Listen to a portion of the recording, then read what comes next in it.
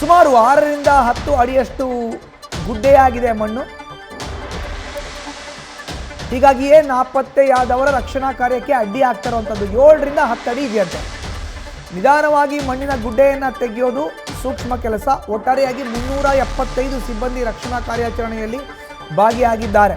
NDRFನ 65, 100 police ಅಧಿಕಾರಿ ಸಿಬ್ಬಂದಿ, 158 ಅಗ್ನಿಶಾಮಕ ದಳದ ಸಿಬ್ಬಂದಿ ರಕ್ಷಣಾ ಕಾರ್ಯಾಚರಣೆಯಲ್ಲಿ ಭಾಗಿಯಾಗಿದ್ದಾರೆ. ಉರಳಂಗಲ್ ಸೊಸೈಟಿಯ 52 ಸಿಬ್ಬಂದಿಯೂ ಕೂಡ ಈಗ ನೆರವಿಗೆ ಧಾವಿಸಿದ್ದಾರೆ. ನೋಡಿ, ಒಟ್ಟು 375 ಸಿಬ್ಬಂದಿ ರಕ್ಷಣಾ ಕಾರ್ಯಾಚರಣೆಯಲ್ಲಿ ಭಾಗಿಯಾಗಿದ್ದಾರೆ. 7ರಿಂದ 10 ಅಡಿ ಮಣ್ಣು ಗುಡ್ಡೆ ಆಗಿಬಿಟ್ಟಿದೆ ಅಂತೆ. ಆ 7ರಿಂದ 10 ಅಡಿ ಅದನ್ನು ಹೇಗೆ ತೆಗೆಯೋದು ನೋಡಿ. JCBಗಳ ಸಹಾಯದಿಂದ ಮುಂದುವರೆದಿದೆ ರಕ್ಷಣಾ ಕಾರ್ಯಾಚರಣೆ. ನಾವು JCBಗಳ ಮೂಲಕ ಮಣ್ಣನ್ನು ತೆಗಿಬೇಕಾದ್ರೆ ಒಂದು ಕಡೆಯಿಂದ ತೆಗೆದು ಇನ್ನೊಂದು ಕಡೆ ಹಾಕಬೇಕಲ್ಲ, ಎಲ್ಲಿ ಹಾಕಬೇಕು? ರಸ್ತೆ ಮಧ್ಯೆಯಲ್ಲಿ ಹಾಕೋಕ್ಕಾಗತ್ತಾ? ಅದಕ್ಕೆ ಕೂಡ ಸೂಕ್ತವಾದಂಥ ಜಾಗವನ್ನು ಕಲ್ಪಿಸಬೇಕಾಗತ್ತೆ. ಇನ್ನೊಂದು, JCB ಮೂಲಕ ಮಣ್ಣನ್ನು ತೆಗಿಬೇಕಾದ್ರೆ ಒಂದು ವೇಳೆ ಏನಾದ್ರೂ ಆ ಮಣ್ಣಿನ ಅಡಿಯಲ್ಲಿ, ಅವಶೇಷಗಳ ಅಡಿಯಲ್ಲಿ ಕಾರ್ಮಿಕರು ಸಿಲುಕಿದ್ರೆ, ಅವರು ಬದುಕುಳಿದಿದ್ರೆ ಅವ್ರನ್ನ ಹೇಗೆ ರಕ್ಷಣೆ ಮಾಡಬೇಕು? ಅವ್ರಿಗೆ ಅಲ್ಲೇ ಸ್ಥಳದಲ್ಲೇ ಪ್ರಥಮ ಚಿಕಿತ್ಸೆಯನ್ನು ಕೊಡಬೇಕಾಗತ್ತೆ. ಆ ಕಾರ್ಯವನ್ನು ಕೂಡ ಮಾಡಬೇಕಾಗತ್ತೆ.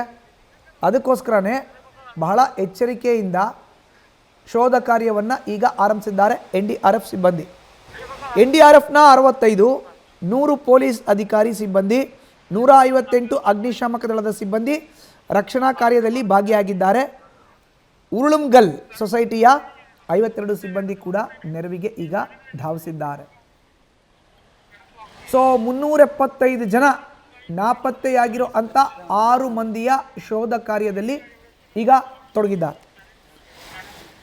ನಿನ್ನೆ ಬೆಳಗ್ಗೆ ಆಗಿರುವಂಥ ಘಟನೆ ಇದು. ಕೇರಳಂ ರಾಜ್ಯದ ವಯನಾಡ್ನ ಕಲ್ಲಾಡಿಯಲ್ಲಿ ಆಗಿರುವಂತಹ ಭೂಕುಸಿತ. 5 ಮೃತಪಟ್ಟಿದ್ರೆ 6 ಮಂದಿ ನಾಪತ್ತೆಯಾಗಿದ್ದಾರೆ. 8 ಮಂದಿಗೆ ಗಾಯಗಳಾಗಿದೆ.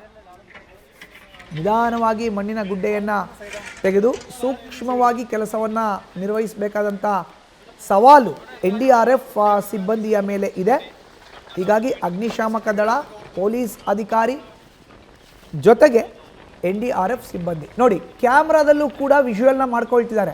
ಆ ಅವಶೇಷಗಳ ಅಡಿಯಲ್ಲಿ ಯಾರಾದರೂ ಸಿಲುಕಿದಾರಾ, ಅವ್ರು ಪತ್ತೆ ಆಗ್ತಾರಾ? ಒಂದು ವೇಳೆ ಪತ್ತೆಯಾಗಿದ್ದೆ ಆದರೆ ಆ ಜಾಗದಲ್ಲಿ ಬಹಳ ಎಚ್ಚರಿಕೆಯಿಂದ JCB ಮೂಲಕ ಮಣ್ಣನ್ನು ತೆಗೆಯುವಂಥ ಕೆಲಸವನ್ನು ಮಾಡಬೇಕಾಗತ್ತೆ. ಟ್ವಿನ್ ಟನಲ್ನ ನಿರ್ಮಾಣ ಮಾಡ್ತಾ ಇದ್ರು, ಅಲ್ಲಿ ಆಗಿರೋ ಅಂಥ ಭೂಕುಸಿತ ಇದು. ಹೀಗಾಗಿ ಆ ಅವಶೇಷಗಳ ಅಡಿಯಲ್ಲಿ ಏನಾದರೂ ಸಿಲುಕಿದ್ರೆ ಅವ್ರನ್ನ ಬಹಳ ಎಚ್ಚರಿಕೆಯಿಂದ ಕಾಪಾಡುವಂಥ ಕೆಲಸ ಆಗಬೇಕಾಗತ್ತೆ.